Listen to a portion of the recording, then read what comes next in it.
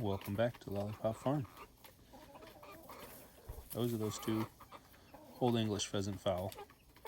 I'd definitely say they are of the wild type. Wanted to get some video of them. They're going to be leaving the farm very soon. So I think today or tomorrow, I'm going to round them up and put them up in the GQF grow out pen. Keep them safe for their new owner. Bye guys. I know, going for a ride.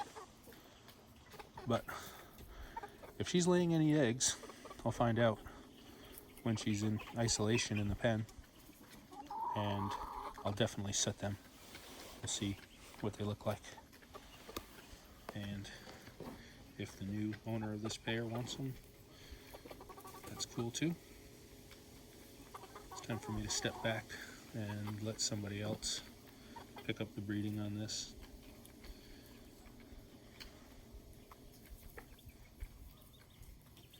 They are pretty gorgeous though.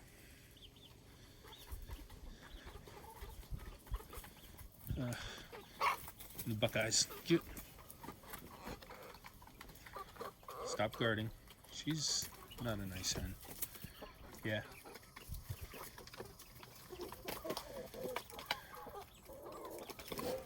Chanticleer's eating. You know you're not supposed to be up there. That keeps them from perching up there and pooping in the food.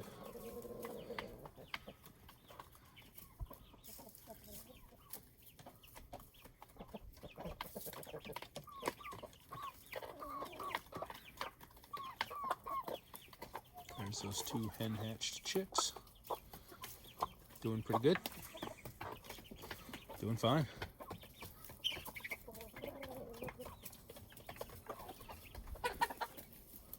Yeah. Feeding time's always fun here. Let's go inside, see what's going on. This is our ration we just mixed up. Another, was this 100 pounds? Actually here, because I need my scoop to go clean out my pellet furnace, because I'm doing a deep cleaning and I need to empty all the pellets out of the hopper. So, I got that. Let's take a quick walk around the shop while we're here. All right.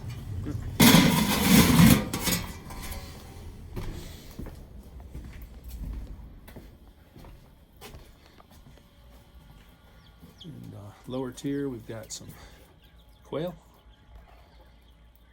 laying. They've just come in to lay. I've had 3 jelly eggs and 1, 2, 3, 4.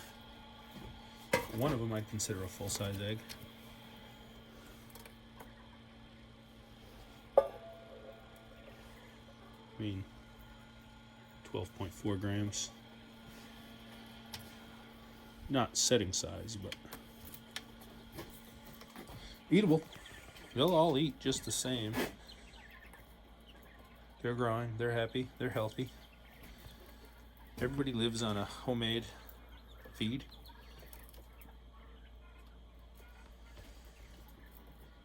Once you get set up and buy all the ingredients, it's definitely much more cost effective to make it up as you need it, fresh. The birds love it. In here we've got some large fowl chicks, we've got some Chanticleers, we've got some American breasts. There's one there with a green band. You can see it's a giant compared to everybody else. So yeah, shout out to Mandolin Royal over at Arcadian Orchard.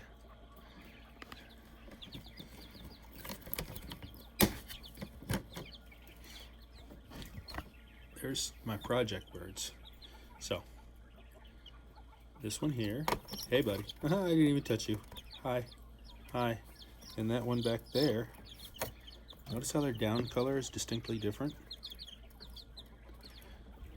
That's a pretty cool little trick we can do by putting a Buckeye rooster with a Chanticleer hen, and the progeny are feather sexable, which means we can tell by that down color and patterning what's a male and what's a female. at hatch. So that's a pretty cool little trick. But I'm not going to spoil the surprise. However, if you are familiar with genetics and breeding, I will say that we're using an autosomal red rooster on top of a white dominant, silver recessive hen. Hey buddy, back inside. And yeah, look at the color difference. Very distinctly different. Right? Yeah? Yeah? What? And again, if you're into genetics, that's all the information you need to figure out what's what back there. Especially with that red splash on the forehead of that chick. And not a red splash on that forehead. What's that mean?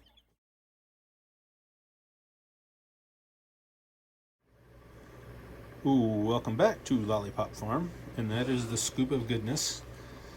The one thing that I don't like about my pellet furnace is about every 30 bags, I've got to scoop all the pellets out, and I try and time it. I'll try to stay ahead of it. If I stay at 25 bags, but you can see down there's this really fine dust down in the bottom, and it clogs up that feed auger screw. I'm going to take that cover plate off in just a second so you can see it.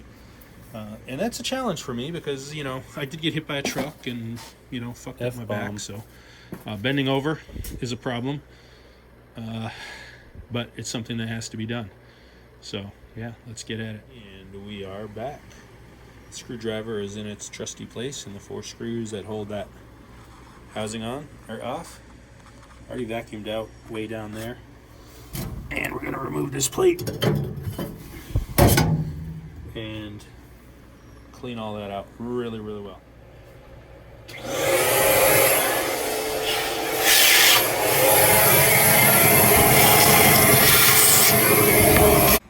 And you can hear that vacuum cleaner shutting down, but let's talk about safety. Eyes, ears, and of course, you just saw the light a minute ago. That's important. You'll see what you're doing, be comfortable, and protect your eyes and ears. So other than that chore, about every 25 bags or half a pallet, I have 0 complaints about this furnace. It is amazing. It keeps us so warm even when it's negative 35 outside. And we've configured our basement, so I've got 2 pallets down here, and I stack 4 pallets total in that little space there underneath my stairwell, and that keeps Lolly and Pop warm all winter long. And a much more budget-friendly option than burning $600 to $800 a month in propane at its coldest. We can heat all winter on $1,200. Yeah, I'll totally take that. There we go. There's our first wisps. The igniter's going.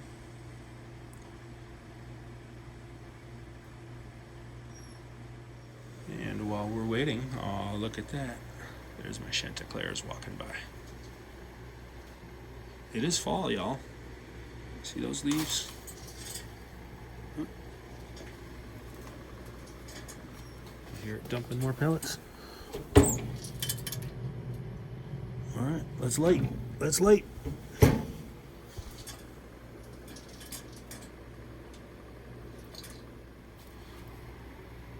See the smoke coming out of the thimble outside. So we have ignition. Oh, there it is. Look at that. Yeah, buddy. Oh, Pop likes being warm. And we do have this nice bucket of ash, and that totally becomes a dust bath for our birds.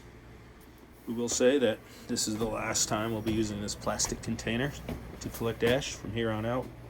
It's going to be a steel trash can for ash only, because the ash will be potentially hot and we don't want to cause any fires or make any messes. What do you think about that, Rocco? That's Farm Dog. It's also my service dog, Rocco. He's awesome. Just keeps an eye on everything. Sounds like somebody over there just laid an egg. Okay, thanks for letting me know. I'll come get it.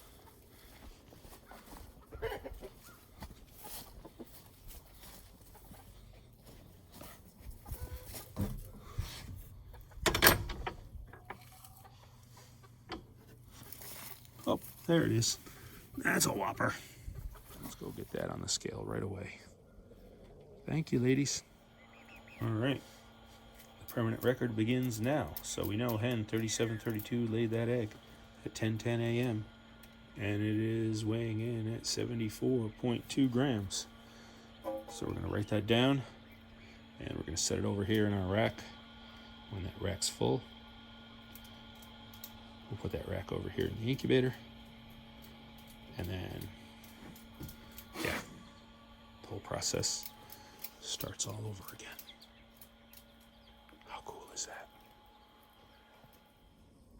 What's up, buddy? What do you think about that? So, no farm tour would be complete without checking out the chicken tractors. Thank you for your participation.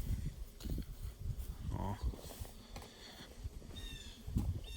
There's the mama hen with her two that she hatched out. Yeah, we'll leave you alone, Mom. Let's go down to the front, see what's happening there.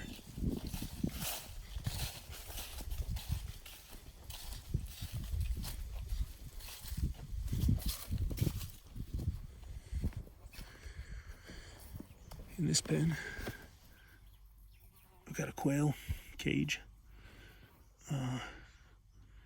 That hen had a scissor beak, so she's heading for the stew pot. That rooster had a really bad attitude, so he's heading for the stew pot. Had another one in here. Made the mistake opening the top lid one morning, and it flew right away. But every morning I come out, and it's here, checking out their friends through the fence. Note about security: that chicken wire is useless for keeping anything out or in other than chicks. That is a steel reinforced and then plastic coated 2-inch deer fence that is very secure. Not even a marauding raccoon is getting through that. I've seen them try on the cameras. We do have cameras everywhere around here. There's one there. There's one there.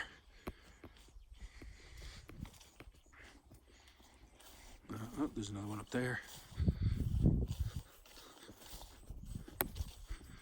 Primary ones out there on that tree.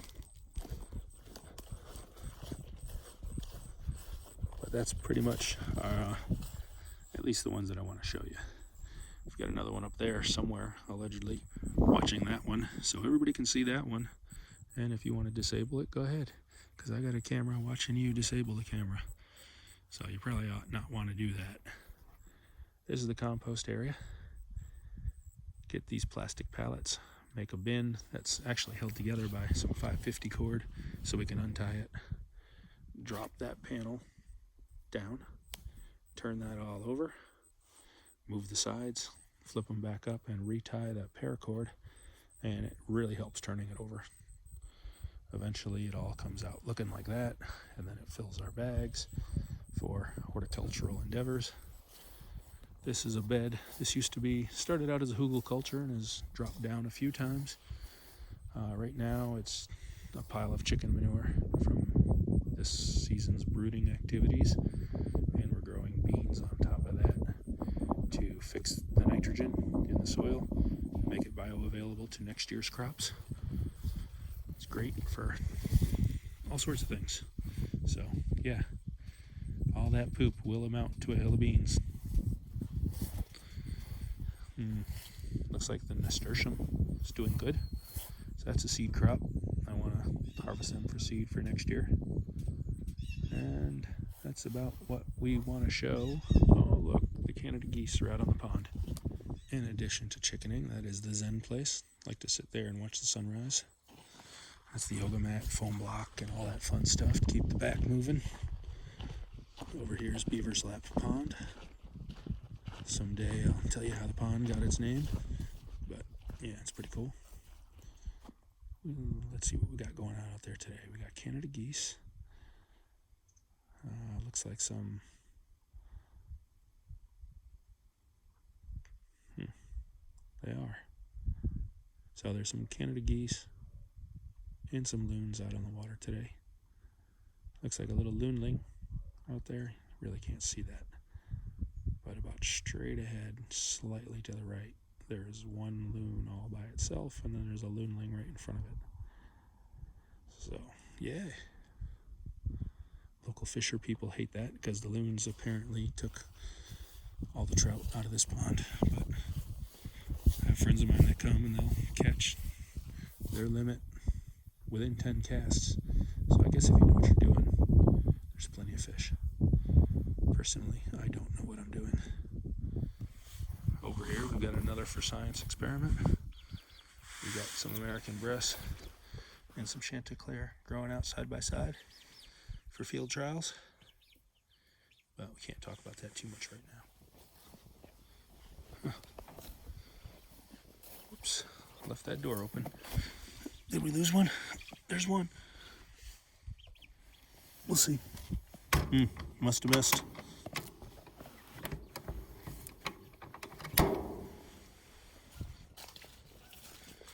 So, thanks for your time.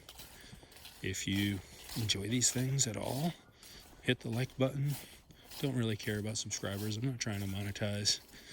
I just want to help people take the best possible care of their birds and themselves and the world we live in.